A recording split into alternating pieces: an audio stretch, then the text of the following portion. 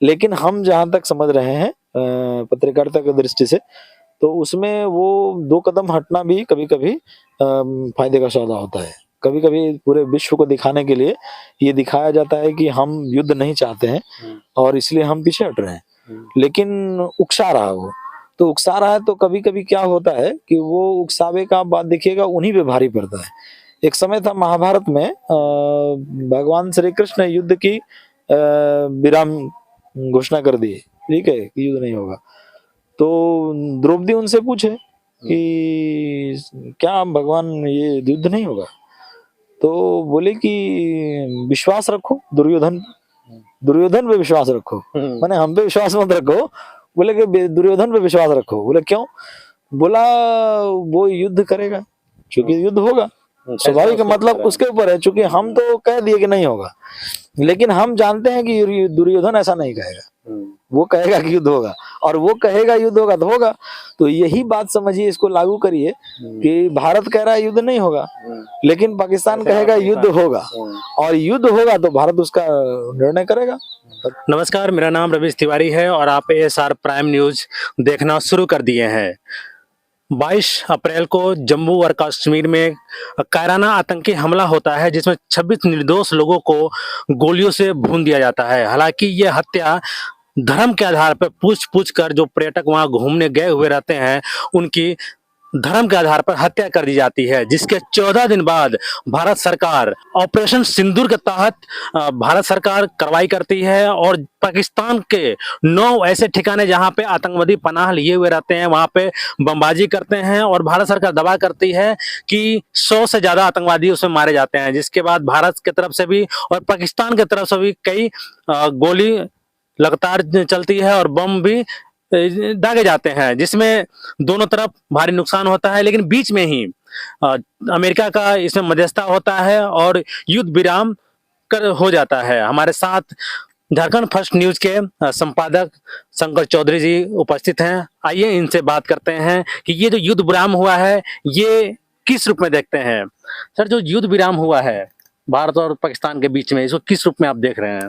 देखिए, जैसे आप युद्ध विराम कर रहे हैं ना, युद्ध विराम नहीं है, ये सीज फायर है, मतलब मिलिट्री कार्रवाई रोकी गई है। अच्छा, युद्ध विराम तो ये होता है कि भाई युद्ध नहीं करना है अब, तो ऐसा नहीं है। भारत सरकार कभी ये नहीं कहा कि हमें युद्ध नहीं करना है, युद्ध हर हाल में करना है और उसको हर हाल में सबक सिखाना है।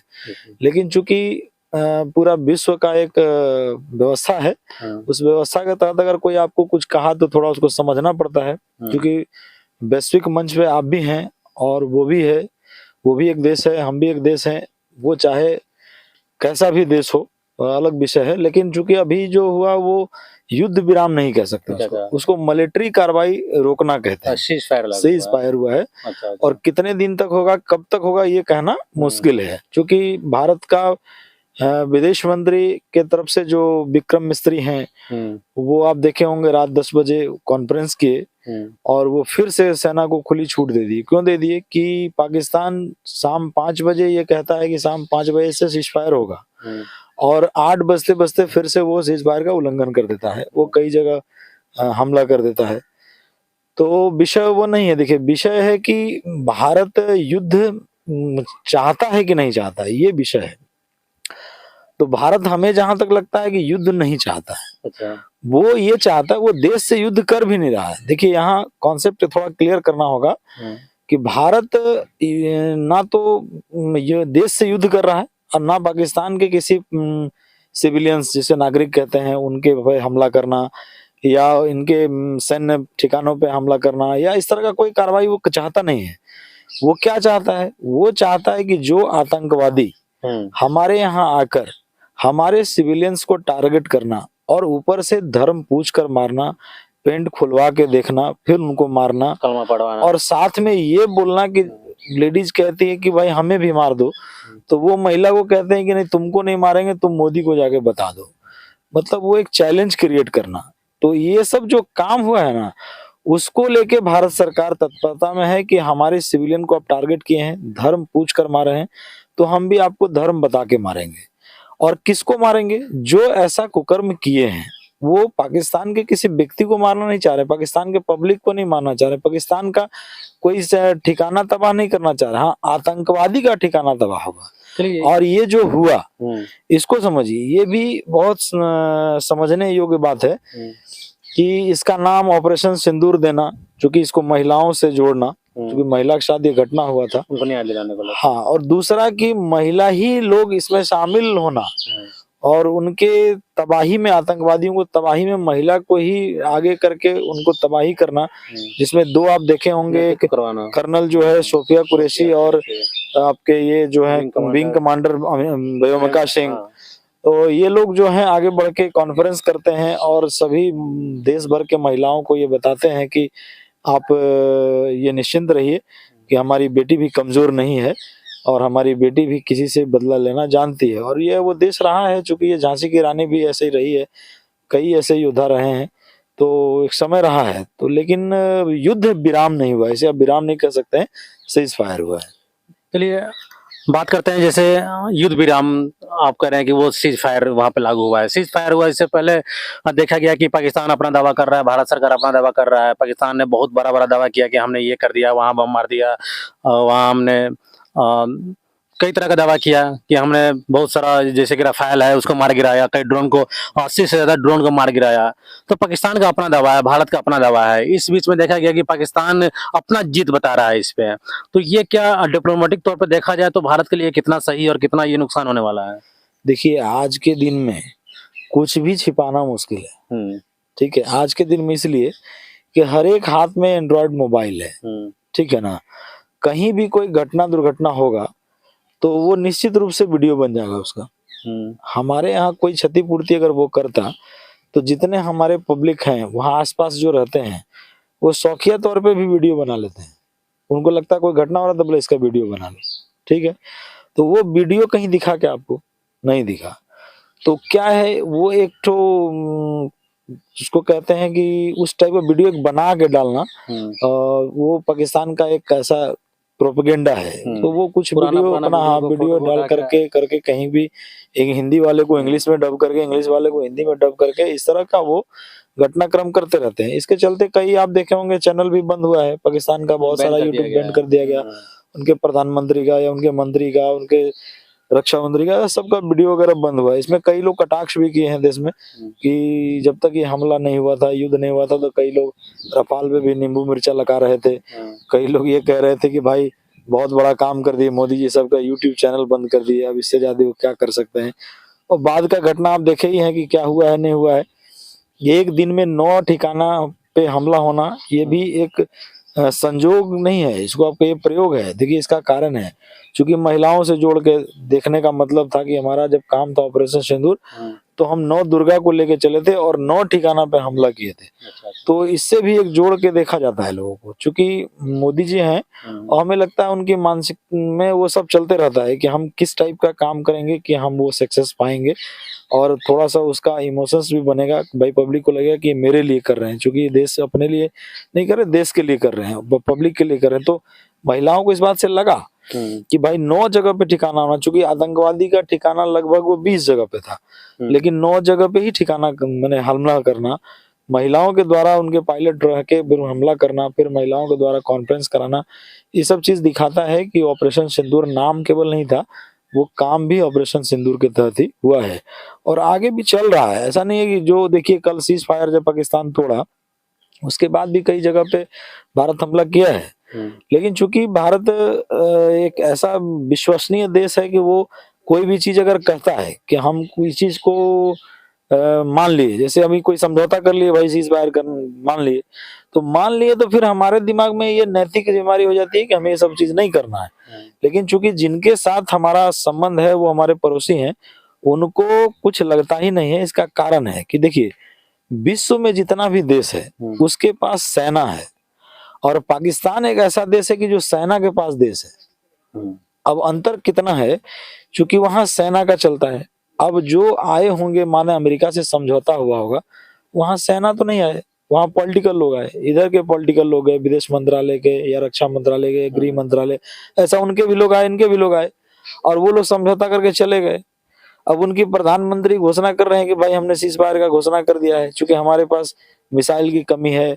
और उनका साफ साफ कहना था कि वो बोले हैं अपने इसमें पार्लियामेंट में, पाकिस्तान के पार्लियामेंट में उन्होंने कहा है कि हम युद्ध विराम का घोषणा करते हैं, चूंकि सीज फायर करते हैं। क्यों करते हैं? कि भाई मेरे पास मिसाइल नहीं है, मेरे पास वो व्यवस्था नहीं है कि हम कर पाए, देशों का समर्थन नहीं है, समर्थन नहीं है। वो साफ साफ बोले कि कई देश नहीं, कोई देश नहीं है, केवल एक टर्की छोड़ के और चाइना कोई नहीं है।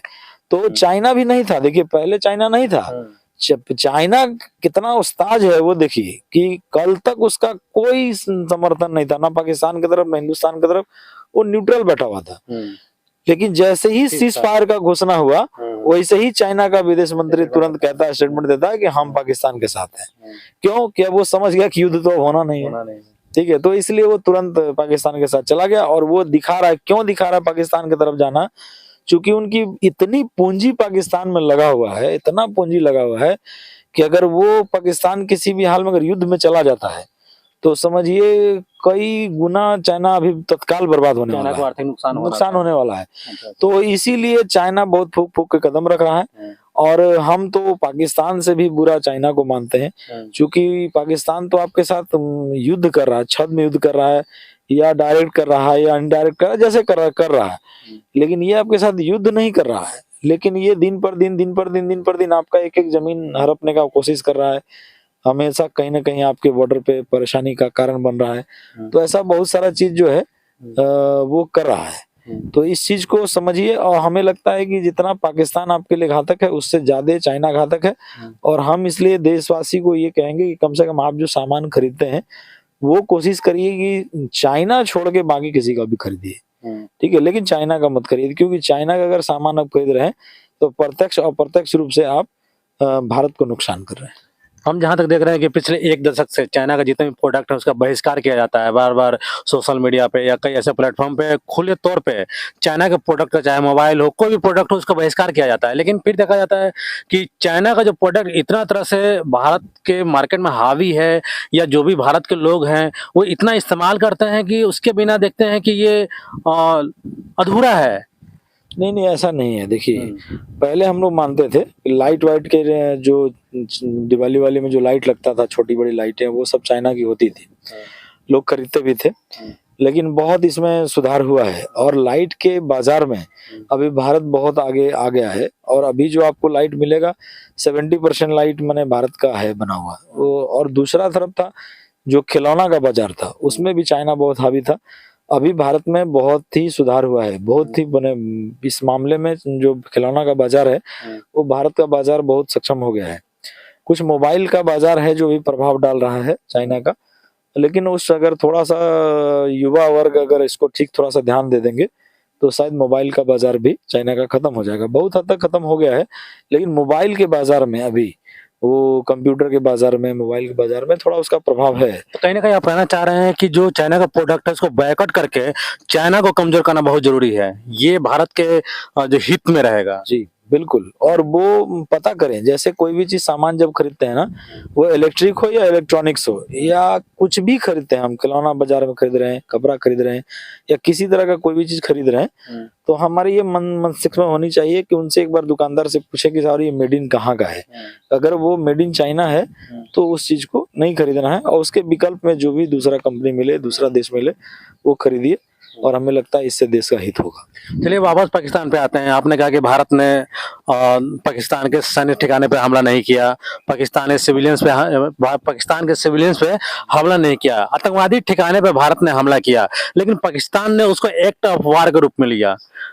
जी। तो बार बार उधर से आतंकवादी हमला होता है, जिससे भारत को बहुत ज्यादा नुकसान होता है, लेकिन भारत जब आतंकवादी के ऊपर कार्रवाई करता है तो उसको एक्ट ऑफ वार के रूप में लेता है, और फिर इसी तरह का जंग देखने को मिलता है। नहीं देखिए, अभी जो आप बोले ना एक्ट वार जो है, उसमें हम बताते हैं, जैसे विश्व पटल पे ये बात सामने आ गया कि आतंकवादी मरने पर भी सेना प्रमुख जाते हैं उसके जनाजे में। ये पूरे विश्व में आपको एक ही देश दिखाई देगा, वो पाकिस्तान। वो दिख रहा है कि भाई उनके यहाँ आतंकवादी भी मरता है तो सेना प्रमुख जाते हैं सलामी देने के लिए, उनके जनाजे में शामिल होने के लिए।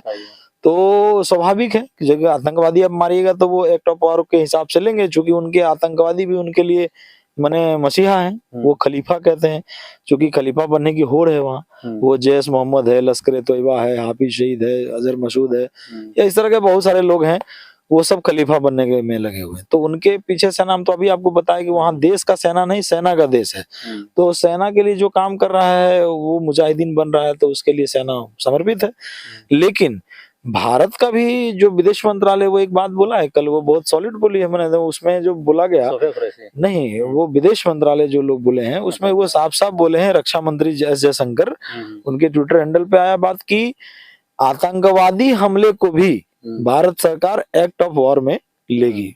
ये बहुत बड़ा बात है, इसमें छोटा नहीं है, क्योंकि आप हमारे देश में किसी भी तरह का हमला करिएगा, हम उसको युद्ध मानेंगे। पाकिस्तान कंफ्यूजन में है। हाँ, अब उसको समझिए, अगर वो समझ लिया कि युद्ध मानेंगे, इसका मतलब आप सीज फायर जो किए हैं उस समझौता से पहले उनके ट्विटर हैंडल पे आ गया कि आप अगर आतंकवादी हमला भी करेंगे ना हमारे देश में किसी भी तरह का, तो हम उसको माने युद्ध के ही स्थिति में लेंगे और हम आपके साथ युद्ध ही करेंगे। दूसरा, ये बहुत बड़ा समझौता माने जो हुआ है, मान लेते जो हमारे साथ सिंधु जल समझौता था, वो ये बात आया कि आपके साथ सीज फायर करेंगे, युद्ध विराम करेंगे, सब ठीक है, लेकिन हम जो समझौता ये तय किए उसको हम कहीं से फिर से लागू नहीं करने जा रहे हैं। माने सिंधु जल समझौता वैसे ही रहेगा। हमारे यहाँ जो वीजा का मामला था पाकिस्तानी का आने जाने का जो मामला, वो होल्ड रहेगा। तो हम जिस स्थिति में लाए हैं पाकिस्तान को, हम उसी स्थिति में पाकिस्तान को रखे हुए हैं। ये अलग बात है कि हमारे भारत सरकार के कहने के बाद भी IMF जो है उनको लोन स्वीकृत किया है।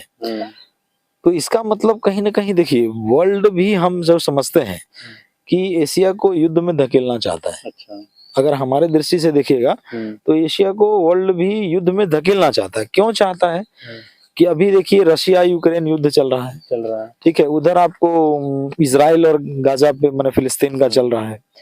तो यूरोप और जो ये है मुस्लिम कंट्री जो है वो सब लगभग युद्ध में झोंके हुए हैं, सबका कहीं ना कहीं डिस्टरबेंस है। अब ये समझिए कि यूरोपियन कंट्री को तेल चाहिए और रशिया तेल बेच रहा है, तो वो भारत तेल आ रहा है और फिर भारत से तेल जा रहा है।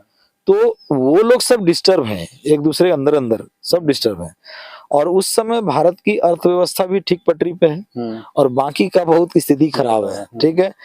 उस स्थिति में ये लोग चाह रहे हैं कि ये लोग भी थोड़ा डिस्टर्ब हो ताकि फिर हम लोग का जरूरत इसको पड़े। और अभी भारत का स्थिति ऐसा हो गया है कि भारत का बाजार पे ही विश्व बाजार निर्भर है। अगर भारत का बाजार ठीक ठाक नहीं रहेगा और तो विश्व का पूरा स्थिति चरमरा जाएगा। और स्थिति है कि भारत के बगैर अभी कोई कल्पना विश्व नहीं कर सकता है। लेकिन ताकतवर नेता है चूंकि भारत में, डिसीजन बढ़िया ले रहे हैं, कैबिनेट की जो टीम है वो बढ़िया है। आप अभी देखे होंगे लगातार सेना के साथ कोई इतना बैठक लगातार कोई प्रधानमंत्री को आपने नहीं देखा होगा अभी तक। तो कहीं ना कहीं इस बात से तो 100% आप मानेंगे कि देश को कैसे ठीक रखना है और कम से कम खर्च में कैसे युद्ध भी कर लेना है, ये बात अगर कोई सीखना हो तो अभी मोदी एंड कंपनी से सीखा जा सकता है। क्यों सीखा जा सकता है कि हम अपने रामायण में पढ़ते हैं कि हनुमान जी जब लंका गए और लंका दहन किए तो हनुमान जी का कुछ नहीं था सुनने, माने उनकी पूंछ थी केवल। कपड़ा भी लंका का था, तेल भी लंका का था, माचिस भी लंका का था और जला भी लंका। तो उस स्थिति में क्या है कि अभी जो पाकिस्तान का स्थिति मोदी जी ने बना रखा है वो लगभग इसी पैटर्न पे चल रहा है। आप देखे होंगे कि भारत अधिक हमला नहीं किया, भारत अधिक बचाव किया, क्योंकि अपने यहाँ जो हमला हुआ उसको हमने बचाया और कम से कम जगह पे उनको नुकसान दिया है ताकि उनको समझ में आ जाए कि हम ऐसा कर सकते हैं, कभी भी कर सकते हैं। क्योंकि उनकी जितना वॉर इधर से हुआ है एक भी रोकने की क्षमता उनमें, जैसे कि एयरपोर्ट के बगल में सैन्य ठिकाने का जहां भी हुआ मैंने उनको रोकने की क्षमता नहीं है। तो इसका मतलब है कि हम पाकिस्तान के कहीं भी गिरा सकते हैं और कहीं भी कर सकते हैं, ठीक है, वो दिखाया उनको। और इसके बाद भी अगर वो नहीं संभालते हैं तो उनके साथ खुद ही परेशानी में है। बलूच आर्मी अलग मार रहा है, अफगानिस्तान अलग मार रहा है। अफगानिस्तान इधर तो समझिए आतंकवादी का जनाजा निकल रहा था, लोग जनाजे में थे और अफगानिस्तान डीजे बजा के डांस कर रहा था, तो वो खुद ही मर रहे हैं। तो यही हमें लगता है कि भारत सरकार ऐसा सोच रही है कि थोड़ा वेट करा जाए, क्योंकि आप मारेंगे ना तो कहेगा लोग कि भारत मार दिया, ऐसा कर दिया, वैसा कर दिया। तो हमें लगता है भारत सरकार शायद वेट कर रही है कि ये खुद ही मर जाएगा और उसका खुद ही बहुत कम समय की आयु है और ऐसा स्थिति आएगा कि इसके अपने ही लोग अपने मार देंगे। तो इसलिए भारत थोड़ा वेट कर रहा है, और यदि ये बाद में थोड़ा दिक्कत करते हैं, क्योंकि अंदर से कुछ समर्थक देश हैं इनके जो अंदरूनी समर्थन कर रहा है, क्योंकि जितना भी मिसाइल गिरा है भारत में वो टूट के, तो उसमें सब दिख रहा है कि तुर्की का मिसाइल है। तुर्की का है, तो इसका मतलब है कि आप तुर्की है, चाइना है, ईरान है, सब सपोर्ट कर रहे हैं। तो कुछ ना कुछ उनको सपोर्ट है। लेकिन जब वो देश के अंदर लड़ेंगे, जब बलूच आर्मी उनको परेशान करेंगे, जब अफगानिस्तान का टीटीपी परेशान करेगा, तो फिर वो जगह पे आ जाएंगे, और फिर बाद में देखिएगा वो एक गिड़गिड़ाने लगेंगे।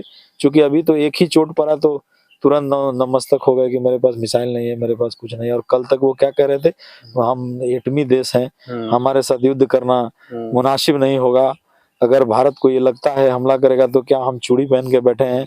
मैंने ऐसी लंबी लंबी बात होता था। जैसे नदी के समय में आप बिलावल भुट्टो को देखे होंगे कि वो क्या बोले, वो बोले कि भाई अगर उनके हमारी नदी में पानी नहीं बहेगा तो मैं उनके खून बहाऊंगा। और जब ये हुआ अभी युद्ध, तो उनकी कहाँ है वो भी दिखाई भी नहीं दे रहे हैं।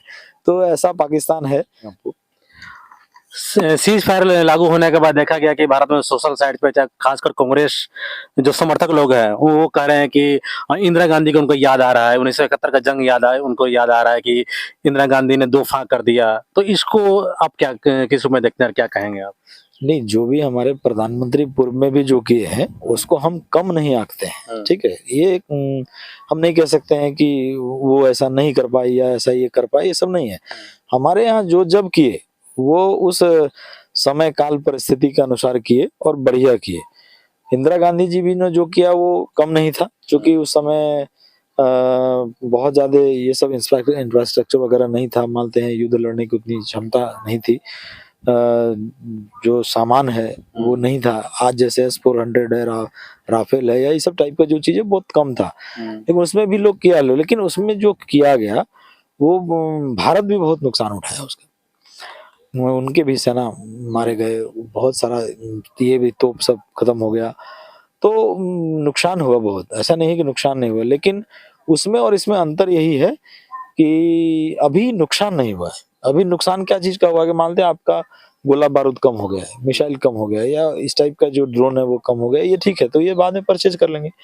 लेकिन हमारी जो कैजुअलिटी होती थी, हमारा जो सिविलियन मरते थे, जो सैनिक मरते थे, तो एक सैनिक बनाने में कितना समय लगता है, उनको ट्रेनिंग देने में कितना लगता है, एक पायलट मर गया तो सोचिए कितना लगता है।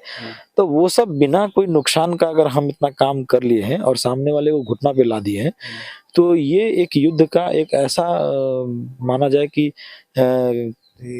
तो ऐसा तंत्र है जिसको हम ठीक कह सकते हैं। जैसे हम बोल सकते हैं कि ये बढ़िया उनके सुझाव है, क्योंकि सब लोग साथ बैठ के बढ़िया से निर्णय लेके ये काम किए हैं, तो इसका परिणाम दिख रहा है। इसका परिणाम ये दिख रहा है कि आपके यहाँ कोई नुकसान नहीं है और सामने वाला घुटना पे आ गया है। कई लोग मारे गए हैं, कई आतंकवादी मारे गए हैं। तो सोचिए, एक एक आतंकवादी 20-20 लोग, 25-25 लोग मार देते हैं, और ऐसे अगर आप 300-400 आतंकवादी मार दिए हैं तो कितना हजार लोगों का सुरक्षा कर दिया। तो ये काम बहुत बढ़िया हुआ है।